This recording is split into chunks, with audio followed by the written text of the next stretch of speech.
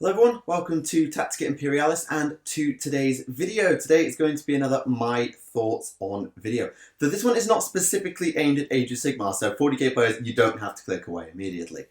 Today I want to talk about something a bit more hobby related as opposed to gameplay and lore. I want to talk about the hobbying aspect of, well, the hobby. And what I want to talk about is push fit and easy to build models. Because most recently, of course, we've had Soul Wars and a couple of extra kits that have come out which are easy to build. That's how they're promoted. They are easy to build, which generally just is the Games Workshop byword for they are push fit, you don't need glue. That's what they generally mean. We've seen them for Soul Wars itself, Sequitors, Castigators, there's, I think, the Grimghast Reapers. No, it's the Stalkers. I think the Banshees might be. And Reikenor the Grimhaler, one of the Nighthaunt named characters, and Astrea Soulbright all come under the category of easy to build and push fit. Now, the concept of push fit is nothing new.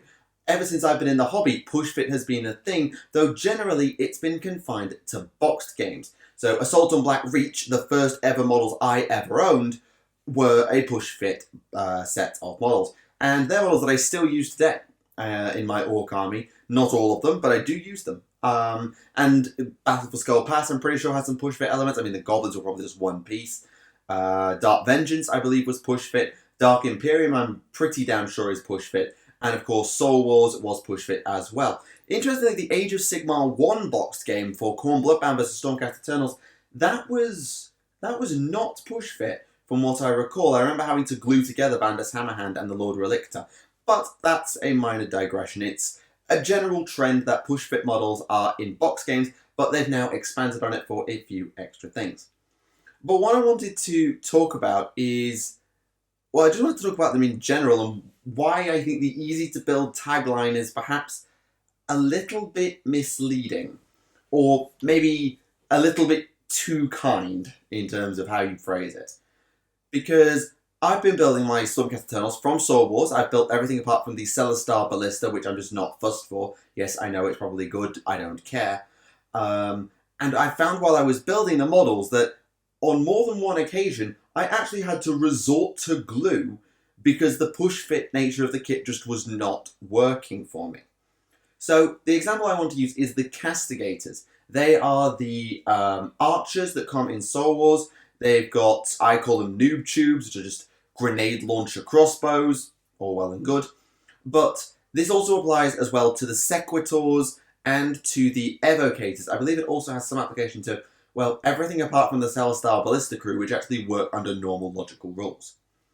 The way they go together is not as you would maybe envision for an old push-fit kit. And the way they often go together is you'll have one leg and the back as one piece, and then you'll have the front of the body. One arm will probably be on one arm will probably be on the other as a second piece. They'll be in two pieces, plus the head, and if they have them, shields or weapons will be a secondary thing. If it's a melee weapon that's in their hand, generally that will be on the model. If it's a shield, it will be separate to allow for painting. If it's a ranged weapon, it will be separate to allow for painting.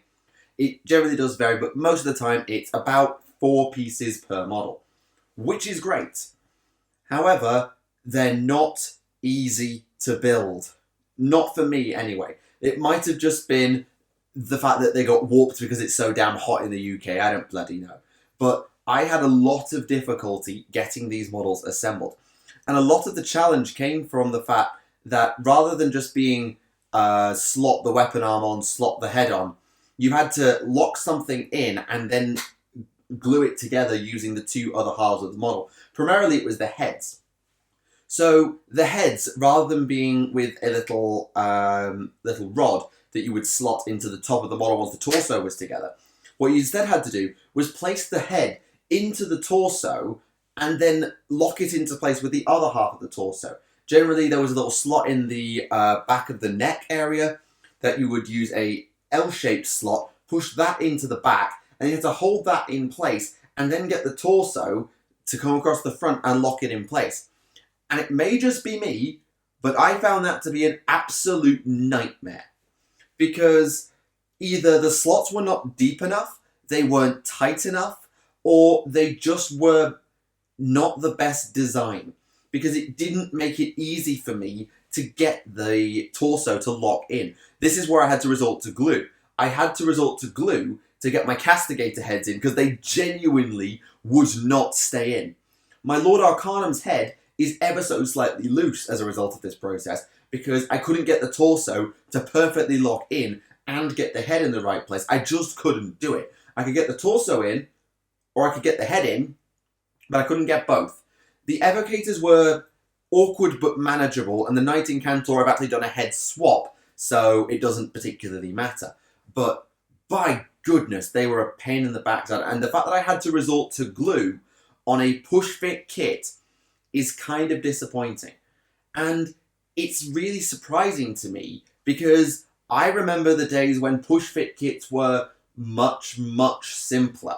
So let me take you back 10 years to Assault on Black Reach, the first box I ever owned. It was Space Marines versus Orcs.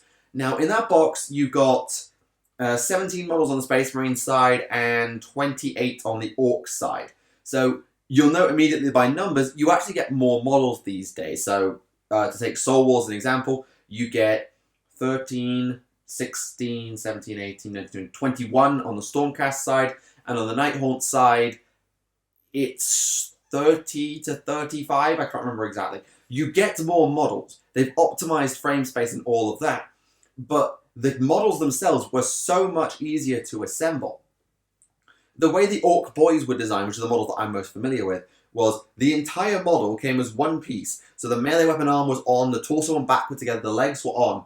It was one piece, and all you had to do was slot on the slugger and the head. That was it. And it wasn't anything complicated. There was a little dowel rod stuck out of the arm, and there was a hole in the arm of the slugger, and you just pushed it in.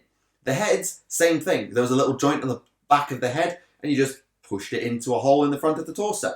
It was stupid, stupid easy.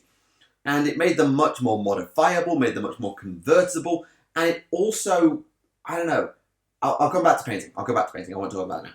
But push-fit kits back then were ludicrously simple. All of them, with the possible exception of a Deathcopter and a Dreadnought. I gave up my Dreadnought and I sold that on to be converted. But the Deathcopters have never had any issues with the assembly. The problem was that I glued in the flying stand because I was 12 and an idiot. So, my bad. But the actual assembly process of the models was really, really, really, really easy in 99% of cases. Space Marines, stupid simple. Orcs, stupidly simple.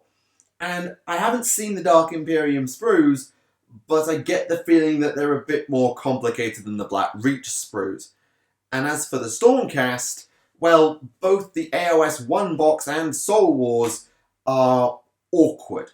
But the problem that Soul Wars has got, and that I suspect some of the other models has got, is that unlike AOS 1's box set, which was glue only, everything just pushed together because they were sculpted that way. What you're relying on in Soul Wars is the various dowel rods, or whatever you call the plastic equivalent of dowel rods, that come out of the model and go into the other half of the model. You either need to cut these out if they're awkward and glue them in manually, or you need to pray that they're all correct, or that you can fudge it to get them all into it. It will snap shut. Apologies, headphones users. And that's really kind of awkward. Like I said, this might just be me. I'm aware I'm having a little bit of a rant about this one. But compared to the kits I remember when I was buying box sets before, these are far more complicated to assemble in terms of how much push fitting you have to do and how much more awkward the assembly process is. Because with the Stormcast, you could have just done, right, here's the torso, now you put on the mace, keep the shield off, keep the head off, bang, bang, bang, done. I mean, the Stormcast Eternals Liberators kit, you know, the basic kit, makes this work quite well. You have legs, you have the lower body, you attach a leg, that could be all one piece. You have the torso, two pieces, you can make that into one piece. Hell, you could even put them together or make them just one long piece. Then you put on arm, flat join, shield, arm, flat join, and then the head, little ball at the bottom. You could change that to a rod to slot in, maybe make it hexagonal or a diamond so as it's harder to rotate so that you'll look normal. And then the shield, again, like they've done here, slot that on, easy enough. Maybe sculpt the arm in if it's kind of flat for a weapon, so it's out like here, which is what they've actually done on the Soul Wars kit. They could have made them much more easy to assemble.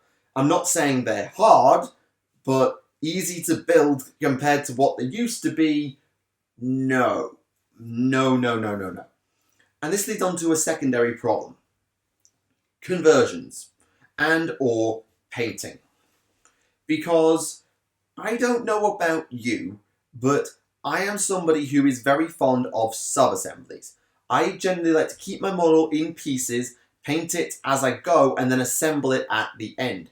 So with cavalry, for example, I will paint the mount and the rider entirely separately. They won't be glued together, they won't even be dry fitted together. They'll be entirely separated from one another because that is the easiest way for me to paint the models. And if I want to convert the models, to go back to my Black Reach Orcs, it just was really, really easy to shear off an arm from those Orc boys. It was so, so easy. And you could add headpieces, shoulder pads, arm swaps, all those things. I found it really, really easy. The new Stormcast don't do that because, to go back to the Secretors and the Castigators, for example, they are quite closed models. You can have the shield off and that's great, but they've also got a lot of layers to them.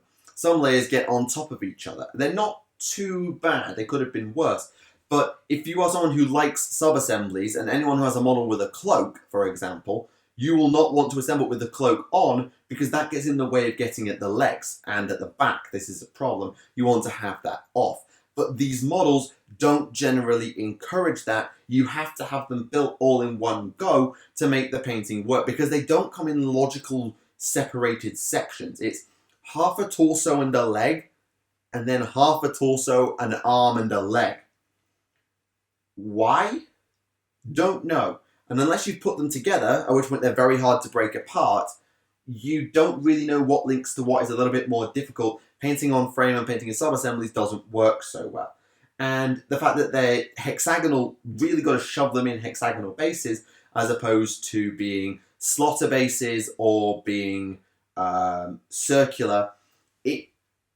They're just more awkward to paint than they should be, or that they could be.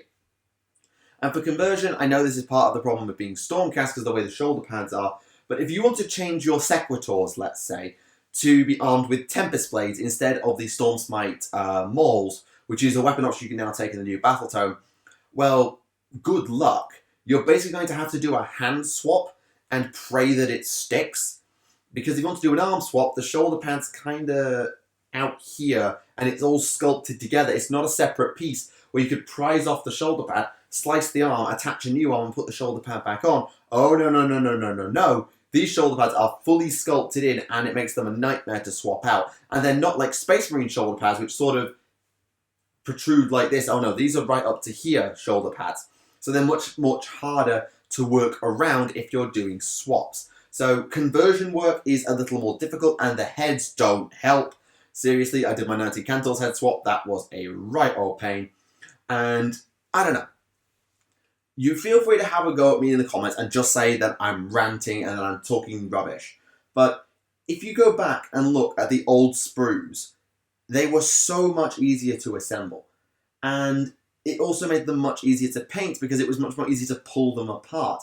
The Lord Arcanum on Griff Charger, oh, I've had so much fun painting that. Because all the details layered on top of each other and I can't just pull the model apart because, well, it's very difficult to pull models like that apart. Like I said, I might just be having a rant, but let me know what you think in the comments below. What are your thoughts on easy to build, push fit, and all of those things? Is it something that should be reverted back? Should they go back a bit to the older push fit models? Maybe sacrifice model count for ease of assembly and painting? Do you think that they should roll push fit out across a wider range of models? That where possible, a kit should always be push fit? Is that an opinion that you maybe hold? Just generally let me know. I'd be very curious to see what you have to say. Whether you're an old player who remembers the old push fit kits like I do, or, well, I'm not that old, but you know what I mean, someone who's been in the hobby a while, or you're something coming new. Do you find push fit kits easy to build? Is the easy to build moniker true in your mind? Just curious to see what you all have to say. Anyway, thank you very much for watching. This has been Tactica Imperialis, and if you do have a thought for my thoughts on in future, do let me know. I'll try and cover it going forward. Thank you very much for watching, and I'll see you all again. Bye for now.